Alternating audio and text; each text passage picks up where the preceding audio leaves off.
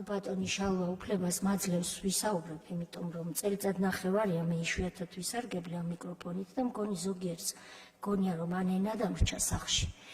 ან ისა რა ქვია, ხმალი დამიბლაგო და ან კიდევ რაღაცა მჭირს, ხო და არაფერი არ მჭირს. უბრალოდ მე ვთვლი რომ ძალიან ბევრი ვიმუშავე, ვიშრომე, არაერთი აქ მყოფი უმრავლესობის წევრის გვარად და ეხლა ახალგაზრდების დროა. ამიტომ მე მტკივნეულად განვიცდი არა იმას, რომ თქვენ ჩემნაირ ადამიანებს ბატონო გიორგი შარაშიძეს ეკუთვნის ეს პირველ რიგში შენიშვნა და ჩემ და დიდად სამწუხაროდ ქალბატონ სოფოსეც, რომელსაც მე მინდა მაინც ვქვა რომ დიდ პატივს ვცემ, იმიტომ რომ ის მართლაც არის ნაბრძოლი ადამიანი, მაგრამ როგორც ირაკლი კვირიკაძის ცნობილ ფილმშია ნათქვამი, როგორ მოხდი მანდაო, აი ეს კითხვას უმაწუხებს.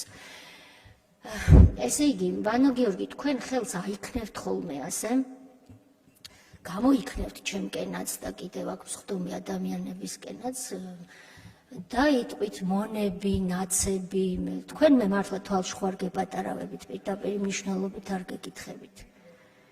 მე თქვენ არ მახსოვხართ და რომ დავსვა კითხვა, რამდენი იყავით საქართველოსთვის ქვია ხო ფრაქციას, ამ ფრაქციის წევრი ჩვენთან ერთად ბრძოლაში. ხელი აწიეთ, რა ვიცი მე, რამდენი იყავით?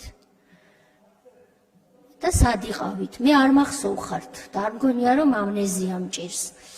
თორემ ურნასთან თუ იბრძოდით, ამომრჩეველი იქ ძალიან დიდ როლს თამაშობდა და კი ბატონო, მაგრამ იცით რა, ხელს როცა აიქნევთ და იტყვით რომ მე ვიბრძოდი, თქვენ იბრძოდით და მე მეძინა, თუ როგორ იყო საქმე, თუ რა ხდებოდა საერთოდ, თუ გრეტა წიწავა ნაციონალი დალეწილი ქონდა მხარი, იბრძოდა ხმალა მოღებული, თუ რომელი, რა ვიცი, ვინ არის ნაციონალი, მაგრამ ჩვენ და ის 2012-იანელები ბევრია ამ დარბაზში და არაერთი არ არის ამ დარბაზში, მაგრამ კი არ გარდაცვლილან.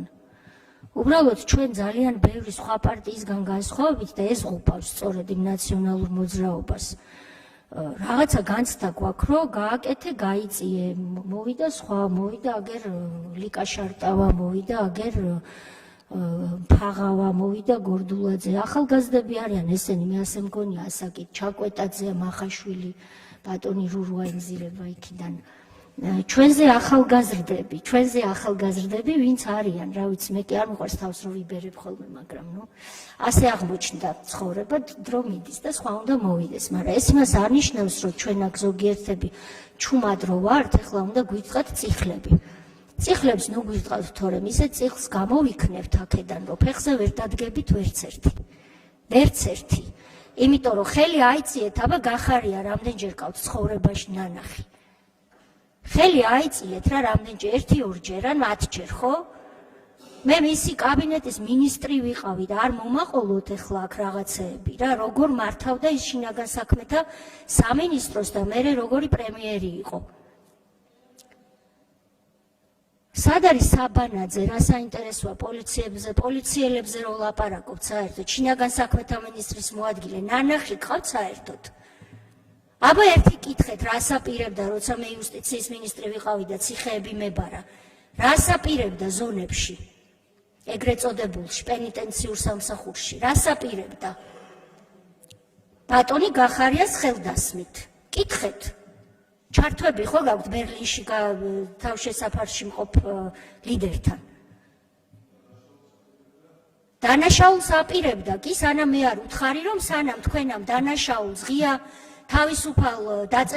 თავისუფლების აღკვეთის ღია დაწესებულებას ჩაიდენთ, იქ კარებში მე დაგხვდებით მეთქი, დანარჩენი თვითონ მოგიყვნენ, გამომივიდნენ აქ სპეტაკები.